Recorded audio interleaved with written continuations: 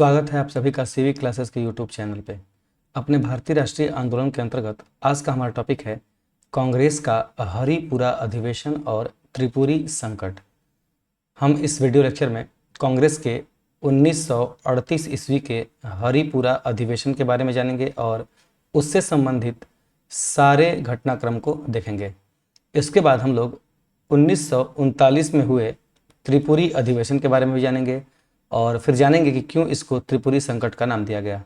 तो चलिए बिना किसी देरी के शुरू करते हैं आज के वीडियो लेक्चर को। सबसे पहले हम जान लेते हैं कि हरिपुरा स्थित कहाँ है, क्योंकि यहाँ से भी प्रश्न पूछे जाते हैं। तो हरिपुरा कहाँ स्थित है? हरिपुरा गुजरात राज्य में स्थित है। गुजरात का एक गांव है हरिपुरा। और कांग्रेस के हरिपुरा अधिवेशन कब हुए थे? वे हुए थे 1938 ईस्वी में। और कांग्रेस का यह प्रथम अधिवेशन था जिसकी अध्यक्षता सुभाष चंद्र बोस के द्वारा की गई, इसलिए भी यह महत्वपूर्ण है और यह निर्विरोध रूप से इस अधिवेशन के अध्यक्ष चुने गए थे। फिर आपसे पूछा जा सकता है कि जो कांग्रेस का हरिपुरा अधिवेशन था वह कांग्रेस का कौन से नंबर का या फिर कौन से क्रम का कांग्रेस अधिवेशन था? तो यह कांग्रेस का 51वां अधिवेशन था। तो इस चीज को भी आप लोग ध्यान रखेंगे। तो ये कुछ बेसिक जानकारी थी कांग्रेस के हरिपुरा अधिवेशन की, और जब हम त्रिपुरी संकट इसमें आएगा तो त्रिपुरी संकट के बारे में बात करेंगे। अब चलते हैं अपने प्रश्नों की तरफ। पहला प्रश्न है कि भारतीय राष्ट्रीय कांग्रेस के हरिपुरा अधिवेशन 1938 ईस्वी अध्यक्षता किसने की थी? तो मैंने बताया कि भारतीय राष्ट्रीय कांग्रेस के हरिपुरा अधिवेशन की अध्यक्षता सुभाष चंद्र बोस के द्वारा की गई। कब हुआ था? 1938 ईस्वी में। अगला प्रश्न है हरिपुरा जहां पर भारतीय राष्ट्रीय कांग्रेस का वार्षिक अधिवेशन 1938 ईस्वी में सुभाष चंद्र बोस की अध्यक्षता में हुआ था, वह किस राज्य में स्थित है? तो हरिपुरा जो है वह गुजरात राज्य में स्थित है। अगला प्रश्न है किस समस्या पर 1938 ईस्वी में हुए कांग्रेस के हरिपुरा अधिवेशन में बहस के उपरांत प्रस्ताव पारित किया गया था?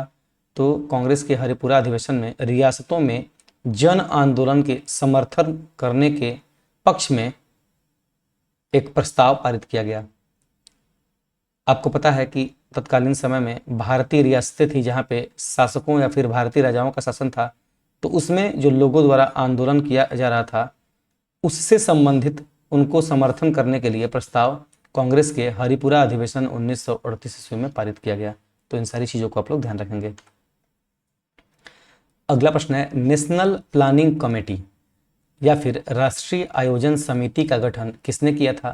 तो जब सुभाष चंद्र बोस को 1938 ईस्वी में कांग्रेस के हरिपुरा अधिवेशन का अध्यक्ष चुना गया, तो उसी समय सुभाष चंद्र बोस ने नेशनल प्लानिंग कमेटी या फिर राष्ट्रीय आयोजन समिति या फिर जिसको आप लोग संक्षेप में कह सकते हैं योजना आयोग, इसका क्या किया था? उन्होंने गठन किया था और इसका अध्यक्ष उन्होंने जवाहरलाल नेहरू को बनाया था। तो इस चीज को भी ध्यान रखेंगे, यह भी एग्जाम में पूछा जाता है। अगला प्रश्न है 1938 ईस्वी में भारतीय राष्ट्रीय कांग्रेस द्वारा स्थापित राष्ट्रीय योजना समिति या फिर नेशनल प्लानिंग कमेटी का अध्यक्ष कौन था? तो वह थे जवाहरलाल नेहरू। अगला प्रश्न है भारतीय राष्ट्रीय कांग्रेस के किस अधिवेशन में सुभाष चंद्र बोस दूसरी बार अध्यक्ष चुने गए थे? तो वह था कांग्रेस का त्रिपुरी अधिवेशन 1939, जिसमें दूसरी बार भी सुभाष चंद्र बोस कांग्रेस के अध्यक्ष के रूप में चुने गए। यहां से एग्जाम में त्रिपुरी के स्थान के बारे में भी प्रश्न पूछे जाते हैं कि त्रिपुरी कहां पे स्थित है? तो त्रिपुरी मध्य प्रदेश राज्य के जबलपुर में स्थित है। तो इसको भी आप लोग ध्यान रखेंगे कि त्रिपुरी जबलपुर में स्थित है। अगला प्रश्न है भारतीय राष्ट्रीय कांग्रेस का त्रिपुरी सम्मेलन कब आयोजित हुआ था, जिसमें कि नेताजी सुभाष चंद्र बोस कांग्रेस के अध्यक्ष मनोनीत किए गए थे? तो कांग्रेस का त्रिपुरी अधिवेशन 1939 ईस्वी में हुआ था। अगला प्रश्न है भारतीय राष्ट्रीय कांग्रेस के त्रिपुरी सम्मेलन में वर्ष 1939 ईस्वी में सुभाष चंद्र बोस को कांग्रेस का अध्यक्ष चुना गया था। यह त्रिपुरी कहाँ पर स्थित है? तो त्रिपुरी जो है वह मध्य प्रदेश के जबलपुर में स्थित है। अगला प्रश्न है भारतीय राष्ट्रीय कांग्रेस के किस अधिवेशन में कांग्रेस अध्यक्ष के चुनाव में सुभाष चंद्र बोस ने पट्टाभी सीतारमैया को पराजित किया था? तो कांग्रेस के त्रिपुरी अधिवेशन 1939 ईस्वी में सुभाष चंद्र बोस ने पट्टाभी सीतारमैया को पराजित किया गया। कांग्रेस का त्रिपुरी अधिवेशन 1939 ईस्वी के अध्यक्ष चुनाव का घटनाक्रम काफी इंटरेस्टिंग है, तो इसको चलिए देख लेते हैं।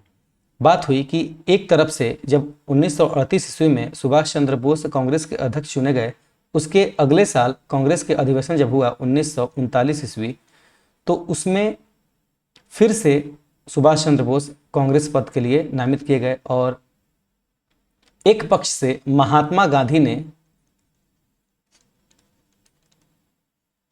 अपने उम्मीदवार के तौर पे पट्टाभी सीतारमैया को खड़ा किया। अब हुआ ऐसा कि महात्मा गांधी द्वारा समर्थित पट्टाभी सीतारमैया सुभाष चंद्र बोस से अध्यक्षीय चुनाव में हार गए। इससे हमें सुभाष चंद्र बोस की प्रसिद्धि का एक विवरण भी प्राप्त होता है कि उस समय सुभाष चंद्र बोस जो है वह कितने प्रसिद्ध थे लोगों के बीच में। हालांकि उससे महात्मा गांधी को थोड़ा सा ठेस भी पहुंचा था कि उनके द्वारा समर्थित व्यक्ति कांग्रेस के अध्यक्षीय चुनाव में हार गए थे। फिर हुआ ऐसा कि सुभाष चंद्र बोस को अध्यक्ष बनाया गया और फिर जैसा कि कांग्रेस समितियों के माध्यम से कार्य करती थी, अर्थात कार्यकारी समिति के रूप में कार्य करती थी, तो सुभाष चंद्र बोस से कहा गया कि वह अपनी कार्य समिति का गठन करें, लेकिन वे अपनी कार्य समिति का गठन जो है वह महात्मा गांधी के अनुसार करें। फिर महात्मा गांधी ने कहा कि अगर सुभाष चंद्र बोस अध्यक्ष के रूप में चुने गए हैं तो वह अपनी कार्य समिति का गठन स्वयं ही करें। महात्मा गांधी ने इसका विरोध किया कि उनके अनुसार कार्य समिति का गठन किया जाए। उन्होंने कहा कि अगर सुभाष चंद्र बोस को अध्यक्ष चुना गया है तो वह अपनी समिति का गठन खुद करेंगे। इधर सुभाष चंद्र बोस ने क्या किया कि वह अपनी कार्य समिति का गठन तो करना चाहते थे, लेकिन वह चाहते थे कि इसकी अगुवाई या फिर जो भी योजना या फिर जो भी संघर्ष होगा आगे उसका नेतृत्व गांधी जी करें, जो कि गांधी जी को स्वीकार नहीं था। और इसी को लेके सुभाष चंद्र बोस और गांधी जी के बीच में वैचारिक विरोध होता है और जिसके कारण सुभाष चंद्र बोस अपनी अध्यक्षीय पद से त्यागपत्र दे देते हैं। और जब सुभाष चंद्र बोस त्यागपत्र देते हैं तो फिर नया अध्यक्ष जो है वह राजेंद्र प्रसाद को बनाया जाता है। तो यहाँ से भी प्रश्न पूछा जाता है। तो ये था कुछ घटनाक्रम कांग्रेस के त्रिपुरी अधिवेशन के बारे में और इसी कारण इसको त्रिपुरी संकट भी कहा जाता है। तो आई थिंक आपको ये चीज़ें समझ में आ गई होंगी। अगला प्रश्न है 1939 ईस्वी के त्रिपुरी के भारतीय राष्ट्रीय कांग्रेस के अधिवेशन में किसने अध्यक्षीय उद्बोधन का अंग्रेजी अनुवाद पढ़ा था? तो उस समय शरद चंद्र बोस ने अध्यक्षीय उद्बोधन का अंग्रेजी अनुवाद को पढ़ा था। अगला प्रश्न है सुभाष चंद्र बोस के त्यागपत्र अर्थात त्रिपुरी संकट के बाद किसे भारतीय राष्ट्रीय कांग्रेस का अध्यक्ष चुना गया था? तो जब सुभाष चंद्र बोस ने अध्यक्षीय पद से त्यागपत्र दे दिया तो राजेंद्र प्रसाद को क्या है नया अध्यक्ष चुना गया। अगला प्रश्न है कांग्रेस के त्रिपुरी अधिवेशन के पश्चात सुभाष चंद्र बोस और दक्षिणपंथी का समस्त झगड़ा किस प्रश्न पर केंद्रित हो गया था? तो जब त्रिपुरी अधिवेशन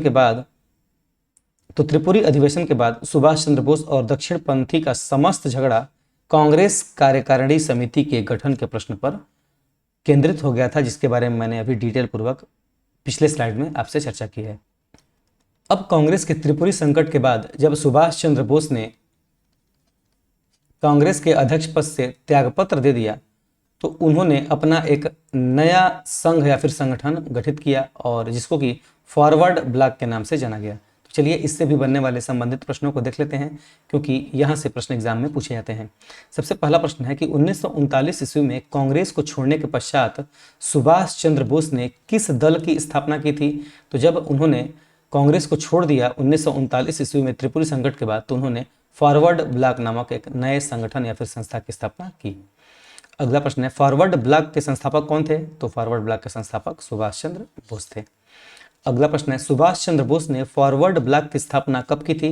तो सुभाष चंद्र बोस के द्वारा फॉरवर्ड ब्लॉक की स्थापना 3 मई 1939 ईस्वी को की गई। यह डेट इंपॉर्टेंट है, एग्जैक्टली आप लोग इसको याद कर लेंगे। अगला प्रश्न है अखिल भारतीय फॉरवर्ड ब्लॉक की स्थापना के लिए सुभाष चंद्र बोस के साथ कौन जुड़े थे और वे INA आंदोलन के साथ भी जुड़े रहे? तो वे थे सीलभद्र याजी जो कि सुभाष चंद्र बोस के साथ फॉरवर्ड ब्लॉक की स्थापना के समय जुड़े और अंत में INA के आंदोलन के साथ भी वह जुड़े रहे। तो ये था हमारा कांग्रेस का हरिपुरा अधिवेशन और त्रिपुरी संकट से संबंधित जितने भी प्रश्न बन सकते हैं किसी भी स्तर के एग्जाम के लिए, उन सब का डिटेल विवरण। आशा है कि आप लोगों को ये वीडियो पसंद आया होगा। अगर पसंद आया है तो जितना हो सके अपने दोस्तों के साथ अपने स्टडी ग्रुप में इसको शेयर करें, और चैनल को अभी तक सब्सक्राइब नहीं किया है तो सब्सक्राइब जरूर करें। मिलते हैं अगले वीडियो में अगले टॉपिक के साथ। Thank you.